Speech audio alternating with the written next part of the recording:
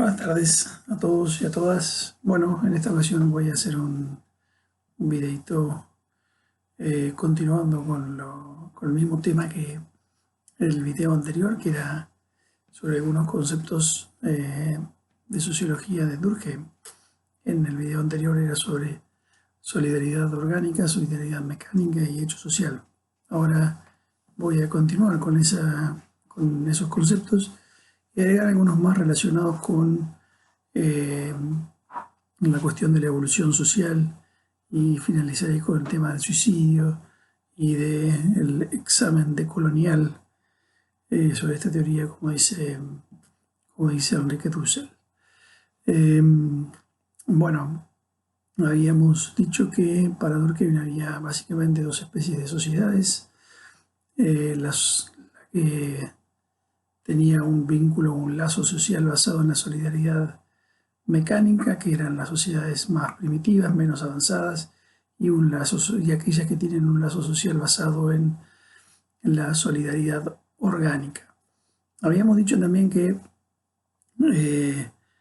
la clave de interpretación de Durkheim es entender que él está tratando de introducir una nueva ciencia en el concierto general de las ciencias, que las que se habían desarrollado fundamentalmente hasta ese momento eran las ciencias naturales, pero no las ciencias sociales, y que él lo que hace es intentar aplicar el método previsto o desarrollado para las ciencias naturales a un objeto distinto, que es la sociedad, ¿no? Sociedad y naturaleza, método científico aplicado a uno o aplicado a otro. Es por esto que toda la composición de Durkheim es prácticamente una traducción desde un paradigma, un modo de entender la ciencia natural, adaptándolo a la ciencia social. Es decir, él tiene permanentemente como referencia fundamentalmente los conceptos de la biología, muy desarrollados en esa época, o mejor dicho, muy de moda o muy en boga en esa época, a raíz de los trabajos de Darwin, ¿no? Entonces, todo su trabajo es prácticamente una traducción de los conceptos elementales o básicos del biologicismo a la sociedad, ¿no? Por eso habla de sociedades primitivas y sociedades evolucionadas, de sociedad orgánica y sociedad mecánica. Y por eso también uno lo ubica en un tronco de pensamiento junto con Comte, que había hecho algo o había intentado hacer algo similar respecto de la ciencia física. El ejemplo, la referencia que tiene Durkheim no es la ciencia física, sino la ciencia natural, básicamente la biología. También habíamos dicho que las sociedades primitivas, o para decirlo en una formulación mejor, más depurada, él concibe que hay dos tipos de conciencia, la conciencia social y la conciencia individual, que están por supuesto mutuamente unidas en el sustrato que es el ser humano, en un único sustrato que es la persona humana, ¿no? Y están en una especie de conflicto y armonía permanente. En las sociedades primitivas la conciencia colectiva es mucho más potente y la individual es mucho más débil, y a la inversa en las sociedades evolucionadas, en las sociedades orgánicas. La conciencia individual es mucho más potente y la conciencia colectiva es mucho más débil, siempre en comparación con las sociedades primitivas, ¿no? Acá es donde se ve claramente el evolucionismo de Durkheim. También dice que hace un largo desarrollo en su libro La división del trabajo social, que las sociedades evolucionan conforme a la densidad y conforme al volumen de su población. Ese es el factor que causa la evolución social. Pero lo más importante es que en las sociedades primitivas todas las funciones que puede desarrollar un organismo social, que son las mismas que un organismo vivo, el nacimiento, el crecimiento, la reproducción, el intercambio con el medio y el intercambio con las demás sociedades, se llevan a cabo en las sociedades primitivas o mecánicas, prácticamente en forma indiferenciada por todos los individuos o por todos los grupos de individuos.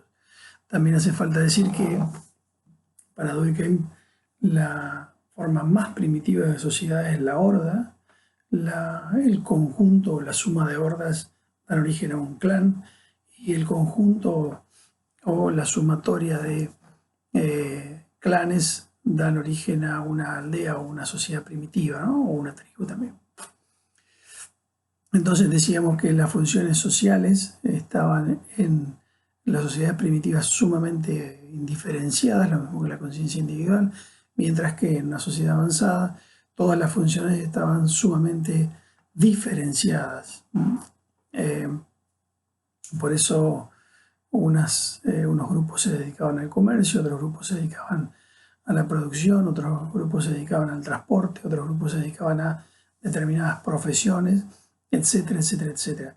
Cada uno de los distintos especializaciones que las personas desarrollan en sociedad, agrupándose para hacer ese tipo de actividad, estaban altamente diferenciadas, ¿no? Altamente especificadas, mientras que en las sociedades primitivas estaba altamente indiferenciado. Y esto se puede comparar con un organismo vivo, ¿no? En una célula primitiva, en una ameba, todas las funciones de la vida están presentes, pero están indiferenciadas. Mientras que en un mamífero, las mismas funciones vitales están todas presentes, pero están todas diferenciadas, ¿no? La que cumple el cerebro, la que cumple el sistema digestivo, el sistema circulatorio, el sistema nervioso, etcétera, etcétera. Este es digamos, el eje central de su argumentación, ¿no?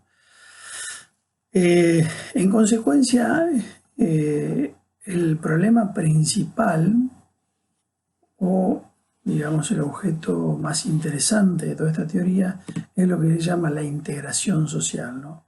Cómo se insertan los individuos dentro de esa comunidad social, dentro de ese grupo social. Es decir, sí, lo dice en más de una oportunidad, hay una contradicción, un conflicto entre la conciencia individual y la conciencia colectiva. Tanto es así que cuanto más aumenta una, más disminuye la otra. Y eso se ve, según Durkheim, en la evolución social. Entonces, él, para probar esta teoría, desarrolla sus investigaciones sobre el suicidio. Yo lo pondría muy entre paréntesis o muy entre comillas el tema de sus investigaciones porque más que dedicadas a encontrar algún fenómeno particular dentro de la sociedad, lo que busca es verificar su propia teoría, fundamentar su propia teoría. Entonces, él, en función del desarrollo del concepto de suicidio, va a poner a prueba su teoría de la integración social. En base a este conflicto entre la conciencia individual y la conciencia colectiva. Entonces, formula tres tipos de suicidio distintos. Suicidio altruista, el suicidio egoísta y el suicidio anómico. Si hemos entendido las categorías previas, ya nos estaremos dando una idea de por dónde viene cada uno de los conceptos de estos tres tipos de suicidio. Y podríamos pensar ya o deducir cuál es el más habitual en una sociedad primitiva y cuál es el más habitual en una sociedad evolucionada.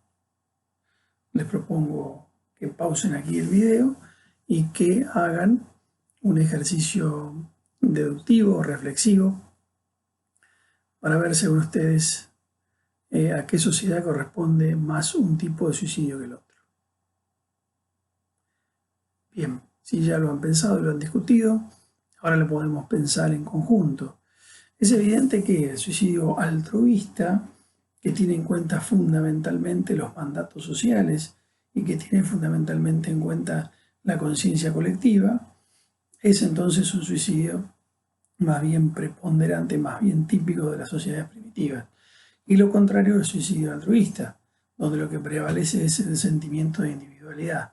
Con lo cual, según Durkheim, es evidente que el aumento de las tasas de suicidio en las sociedades evolucionadas se debe precisamente a eso, ¿no? A la especialización, alta especialización en la división del trabajo de estas sociedades, donde el individuo, la conciencia individual cobra una importancia, un relieve, un desarrollo muy superior a la conciencia, proporcionalmente muy superior a la conciencia colectiva, y en consecuencia es más frecuente en las sociedades desarrolladas. Hablan también del suicidio anómico, que si bien, digamos así, se acerca más a los tipos de suicidio egoísta, se diferencia de él porque el suicidio egoísta, la persona sigue estando presente en una sociedad con una conciencia colectiva, digamos así, consolidada, existente, bien integrada. En el suicidio anómico, por el contrario, la característica social que prevalece es la crisis. La crisis de valores puede ser, él hace mucha referencia a las crisis comerciales y a las crisis económicas, y también a las situaciones de crisis en los matrimonios. En consecuencia, si bien, como decía, se asimila o se acerca al suicidio egoísta, es un tipo de fenómeno distinto que tiene que ver con el paso de una situación social o